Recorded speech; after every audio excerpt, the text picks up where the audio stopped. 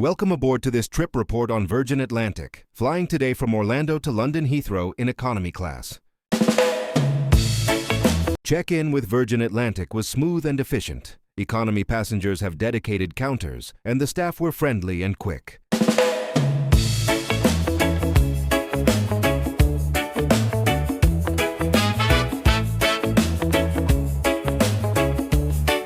Security was pretty quick. We got through in just a few minutes and headed straight to the gate. TSA pre-check in Orlando usually moves fast, but if you don't have it, expect around a 30-minute wait.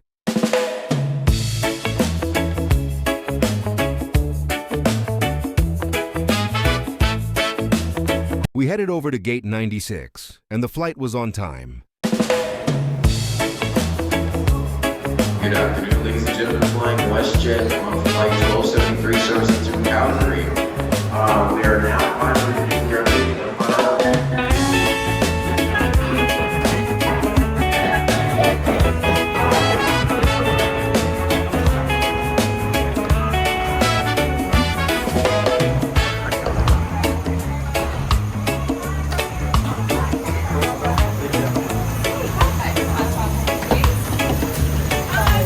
As I step into the cabin, you immediately see Virgin Atlantic's signature look. Deep purples, dark reds, that moody glow that hits you right away. It can feel a little enclosed at first if you're sensitive to darker colors, but it's actually designed to be calming, not overwhelming. Once we're in the air, the lighting brightens up for meals and landing, and those dramatic colors kind of melt into the background. The clean white overhead panels and soft LED lights balance everything out, so the cabin ends up feeling modern, relaxed, and surprisingly open.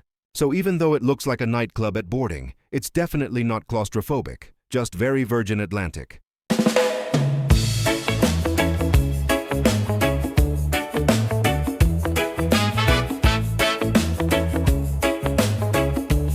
Every seat already comes set up with a headphone, a pillow, and a blanket. The headphones are over-ear, and honestly, whether you like them or not, really depends on your preference. Personally, I'm not a huge fan, but they are sturdier and better quality than most US airlines. Well, the pillow is pretty thin and not super comfortable, about what you'd expect in economy. The blanket is bright red, which fits the cabin's color scheme, but I'm not a huge fan of that. Still, it's good quality for economy and does the job. Alright, so legroom here is, let's say, economy-style snug. My knees aren't exactly doing the cha-cha, but hey, that's life in standard seats. The good news? The entertainment screen size is great. We pushed back on time.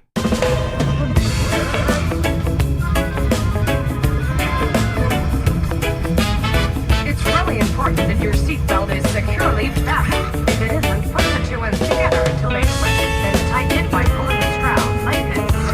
In upper class, seats are equipped with an additional shoulder harness that clips to place belt.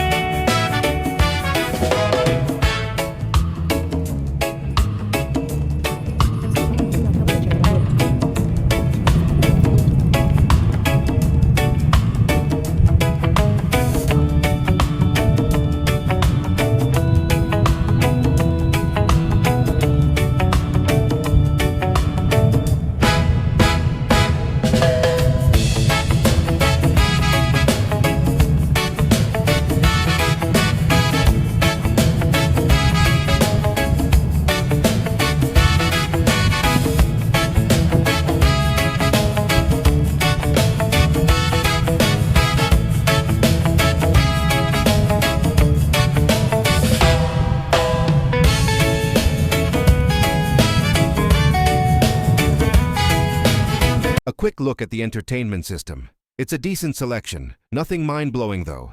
Definitely not on the level of what you get with airlines like Qatar or Etihad, but it does the job for a long flight.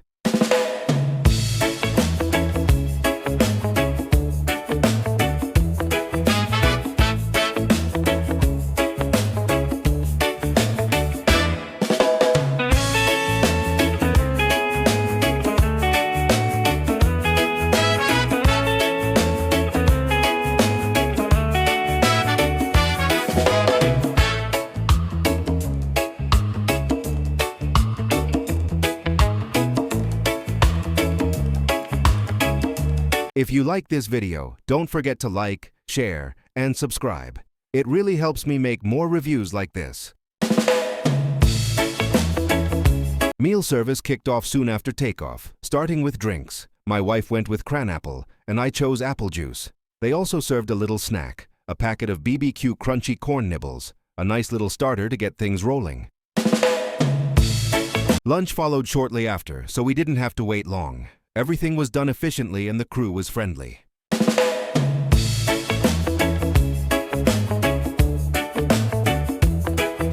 My wife went with the vegetarian option, which came with pasta, a salad, bread, and a red velvet trifle. The pasta actually tasted much better than it looked, pleasantly surprising.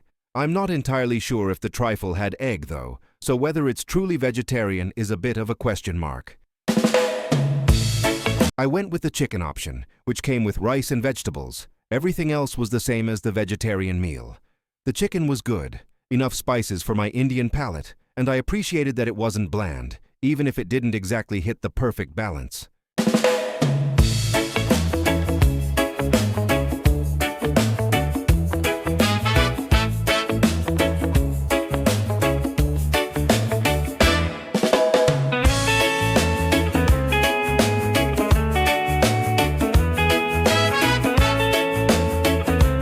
A snack was served shortly before landing. It came with fruit, yogurt, and a bagel with ham. The fruit was good, but I wouldn't miss the bagel. It's not bad, just not something I particularly enjoyed.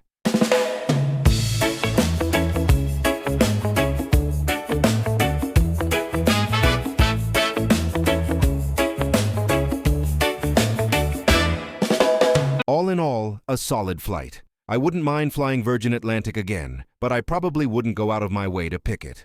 Comfortable enough, decent food, good entertainment, nothing amazing, but perfectly fine to get from point A to point B.